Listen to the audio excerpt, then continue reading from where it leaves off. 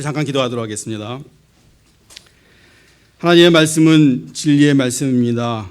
진리의 말씀으로 깨끗게 하여 주옵소서. 예수님 이름으로 기도합니다. 아멘. 오늘 그 설교 제목은 바벨탑과 인간지능이 아니고 인공지능입니다. 예.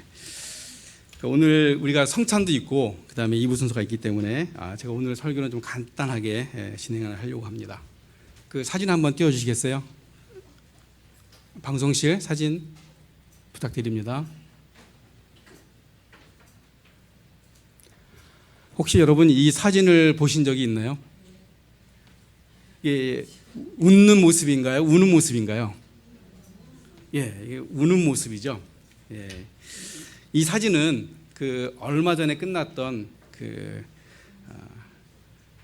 바둑 세계 제1인자인 중국의 커제 구단이 눈물을 흘리는 그런 사진입니다. 그 구글이 만든 바둑 프로그램인 알파고하고 대결을 해서 3전 3패를 당하고 아주 괴로워서 우는 그 사진입니다. 인터뷰에서 그가 말하기를 알파고하고 대결할 때 굉장히 당황스러웠는데, 왜냐하면 그 알파고의 그 아주 냉정함 때문에 굉장히 당황스러웠다고 합니다.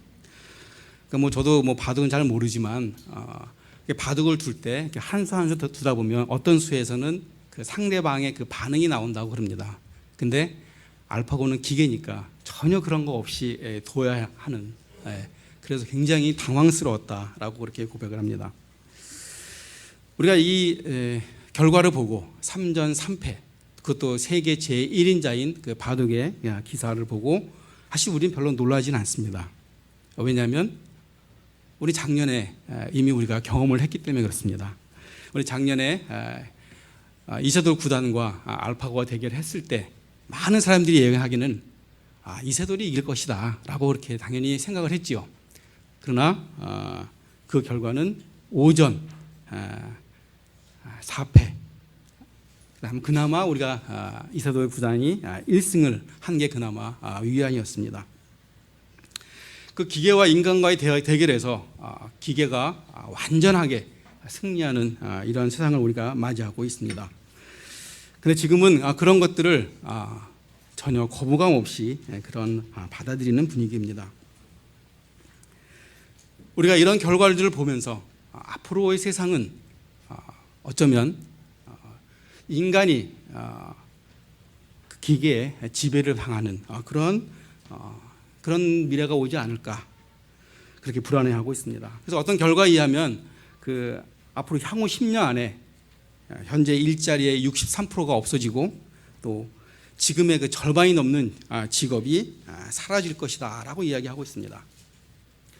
우리가 그 인터넷이나 방송이나 이런 매스미디어를 보게 되면 이 알파고로 대표되는 많은 그런 신기술들이 우리 앞에 다가와 있습니다.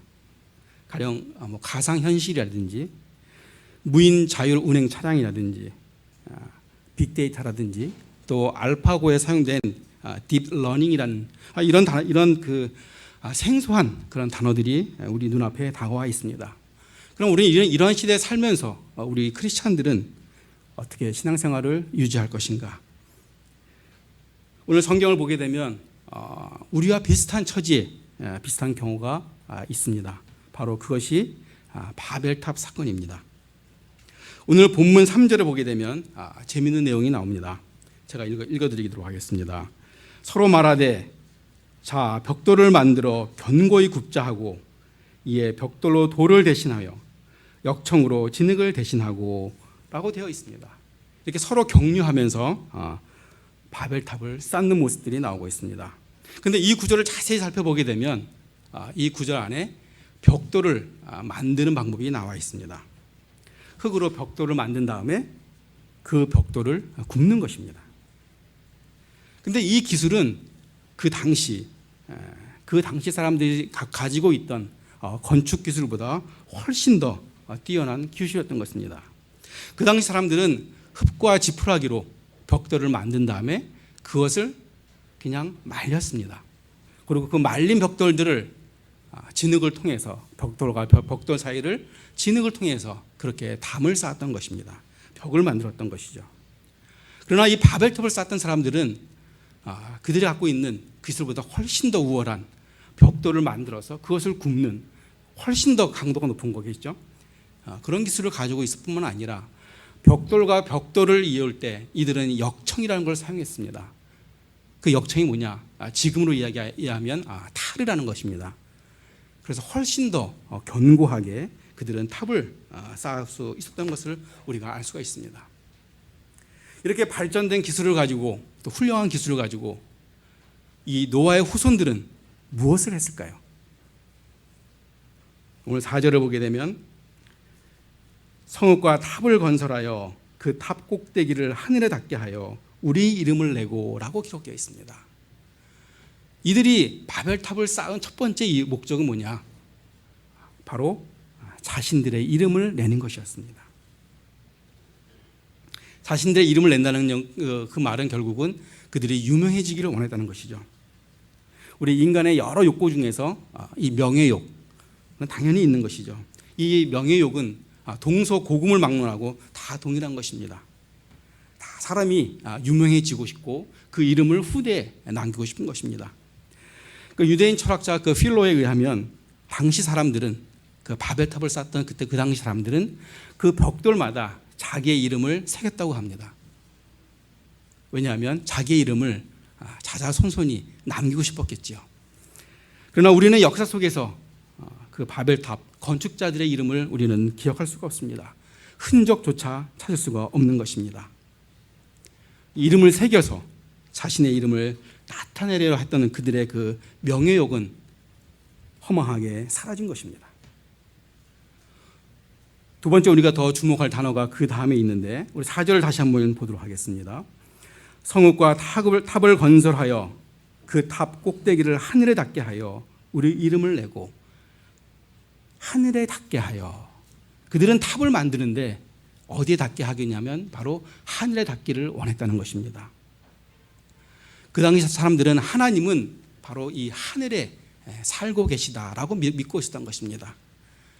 그들이 탑을 높게 쌓아서 하늘에 닿게 한다는 얘기는 바로 하나님과 동등하게 하나님과 같이 되려는 그들의 마음들을 엿보이는 것을 우리가 알 수가 있습니다.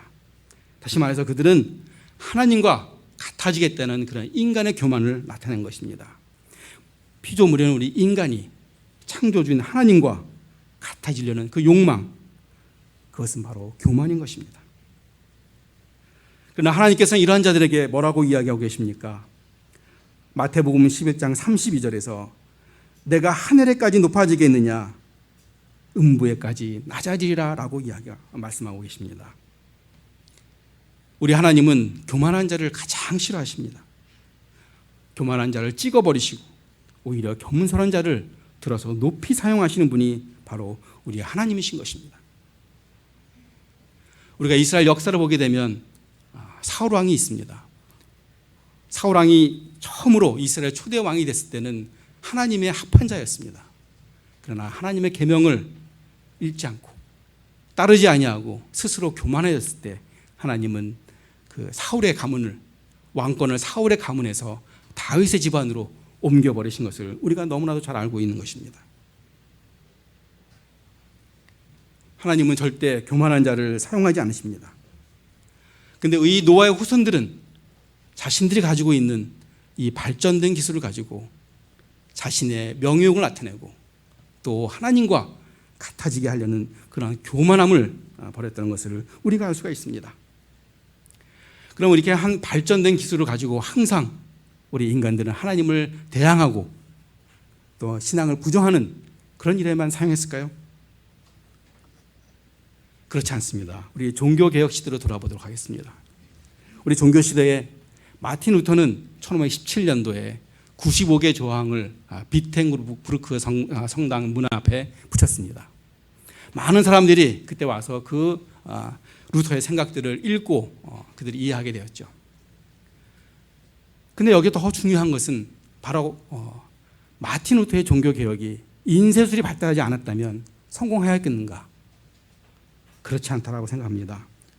왜냐하면 그 당시에는 워낙 그 구교가 정치적으로나 종교적으로 워낙 막강한 힘을 갖고 있었기 때문에 루터의 생각이 아무리 좋고 그의 생각이 올바르다 하더라도 그것이 여러 사람들에게 동조를 받지 못한다면, 알려지지 않는다면 그것은 한낱 한 신학자의 외침으로 끝날 수밖에 없는 것입니다. 정확히 100년 전, 루터가 종교개혁하기 100년 전에 이 루터와 비슷한 생각을 한 사람이 있었습니다. 그 사람도 구교 안에서 종교개혁을 개혁을 하기를 원했죠. 잔 후스라는 사람인데, 근데 그 사람은 똑같이 거의 비슷하게 루터와 종교개혁을 하려고 했지만, 그러나 그 사람은 이단으로 몰려서 결국 화형을 당했다는 것을 우리가 알 수가 있습니다. 이것은 무엇을 말하냐?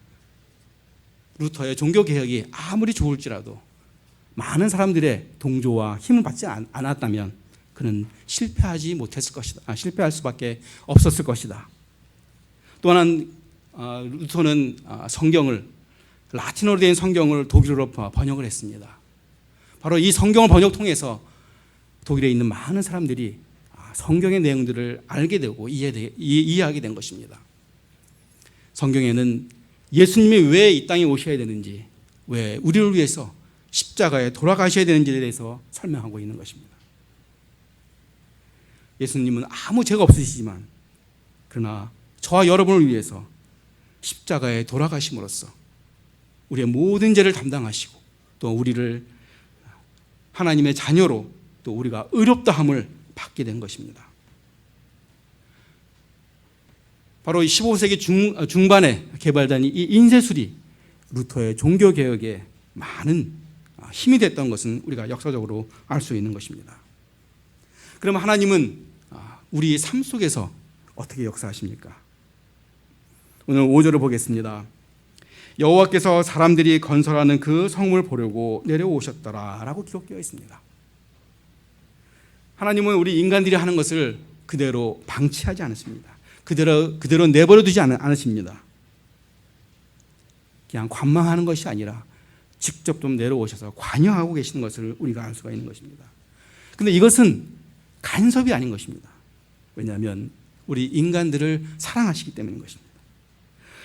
사랑이 없다면 그냥 인간이 잘못된 걸 내버려 갈 경우에 그냥 내버려 두겠죠. 그렇지만 하나님께서는 우리 인간들이 자신의 뜻과 반대로 원하지 않는 길로 행할 때는 하나님께서 그것을 간섭하시는 것입니다. 인간들이 발전된 건축 기술로 바벨탑을 높게 쌓을 때 하나님은 지진이나 토네이도나 큰 태풍으로 그 바벨탑을 무너뜨릴 수 있으셨겠죠. 아니면 초자연적인 힘으로 구약에 나오는 소돔과 고모라 같이 하늘에서 불과 유황이 떨어져서 그 바벨탑을 파괴시킬 수도 있었을 겁니다. 그러나 하나님은 그러한 방법을 쓰지 아니하시고 그러한 파괴적인 방법을 쓰지 아니하시고 아주 평화로운 방법으로 사용한 것입니다. 즉 사람이 혀만 살짝 바꾸어서 말을 바꾸게 하신 것입니다. 바벨탑을 쌓을 때 모든 사람들은 한 언어, 모든 동일한 말을 사용하였습니다. 그러나 하나님께서 인간의 혀를 살짝 바꾸심으로써 그들은 여러 말이 생기게 된 것입니다. 하나님이 우리 인류에게 단일 언어, 한 언어를 주신 것은 바로 그 언어를 가지고 하나님 뜻을 잘 깨닫고 또 그것을 잘 전달하기 위해서 하나님께서 주신 것인데 오히려 우리 인간들은 그것을 악용해서 자신의 명예를 드러내고 또 하나님과 동등해지려는 그런 교만한데 그것을 사용했던 것을 우리가 알 수가 있습니다. 그래서 하나님은 언어를 다르게 함으로써 바벨탑을 건설하지 못하게 할 뿐만 아니라 평화적인 방법으로 하나님이 원래 원하시던 생육하고 번성하여 땅에 충만하는 그 하나님의 그 원래 목적을 이루신 것입니다. 언어가 다름으로써 언어가 같은 사람들끼리 무리를 지어서 흩어진 것은 당연한 것이죠. 이 하나님의 주권적인 역사는 우리 인간을 바벨탑을 못 쌓게 하는 그것에 그치는 것이 아니라 바로 인간들을 온 지만에 흩어버리시는 결국 이 땅에 충만하게 하는 하나님의 목적을, 원래 계획을 이루신 것입니다.